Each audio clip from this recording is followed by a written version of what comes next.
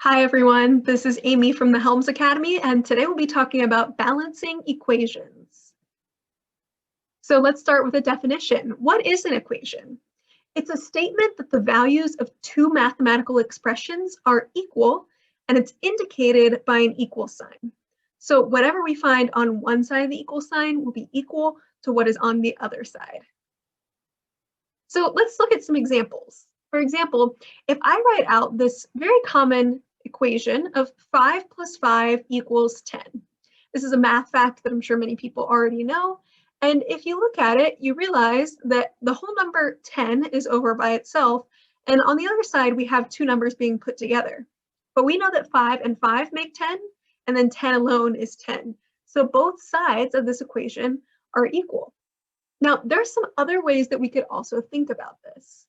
For example, we could switch the order and it would still carry the same meaning. We could say 10 equals 5 plus 5. We could also say something like 10 minus 5 equals 5. Now, the values have changed a bit. We are no longer using 10 on both sides, but we know 10 minus 5 is 5, and then the whole number 5 is on the other side. We could also think about it as 4 plus 6 equals 5 plus 5. So we could have addition on both sides. 4 plus 6 is 10, 5 plus 5 is 10. We could say 4 plus 6 equals 12 minus 2. We know 4 plus 6 is 10, and 12 minus 2 is 10. So even though they have different signs and different numbers on both sides, they're still equal. We could also include something like 100 divided by 10 equals 12 minus 2.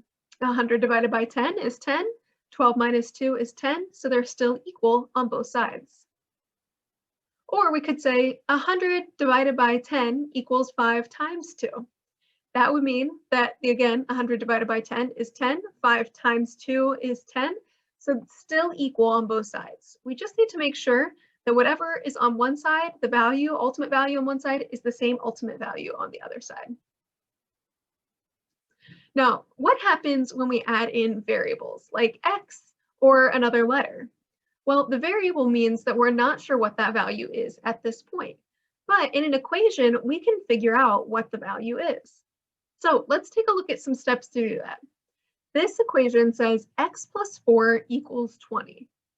So I know by looking at this that I could probably take some good guesses about what x is without having to take any steps to really solve it. However, just because we have a simple equation this time does not always mean that there will be simple equations in the future. So it's important to take a look at the steps so that we know whether it's this problem or with another future problem that's more complex, how to get to the solution. So whatever you do to one side of an equation, you do to both sides of the equation. That's the most important thing. If you do something and change something on one side of the equation, most likely that means that it will no longer be equal. For example, if I were to take away the 4 on that side, that would not be the same meaning as x plus 4 equals 20. It would change the equation entirely. So how are we going to find the value of x? Well, first we're going to subtract 4 from both sides. Why are we doing that? But we need to get x by itself.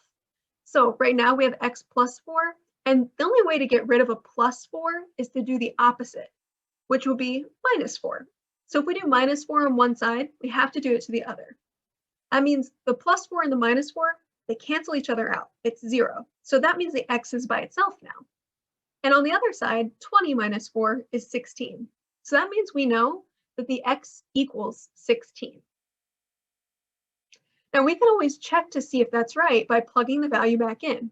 So let's take a look. 16 plus 4 equals 20. Does it add up?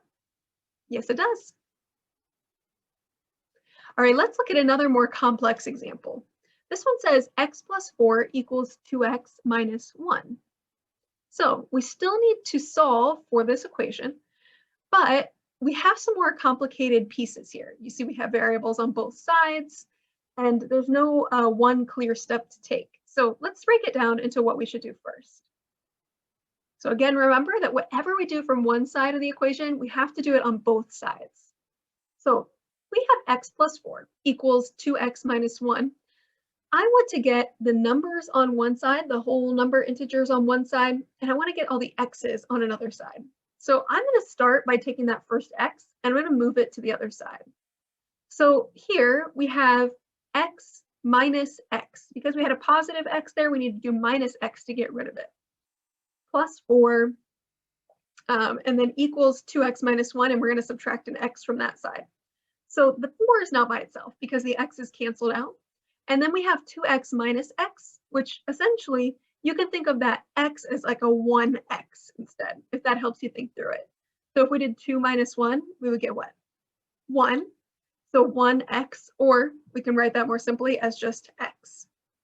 So then we bring that x down and we bring down the minus 1 that's still there. That did not change. So that really simplifies it. Now we have 4 equals x minus 1.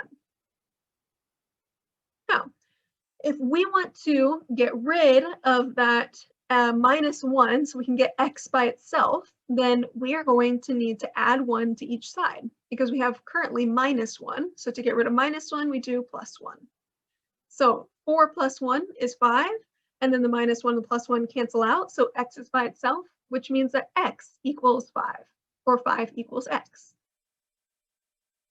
Now we can check to see if that's right. Let's plug it into the original equation. If the x is 5, that means it would be 5 plus 4 equals 2 times 5 minus 1. Now let's double check. We have 5 plus 4, which is 9.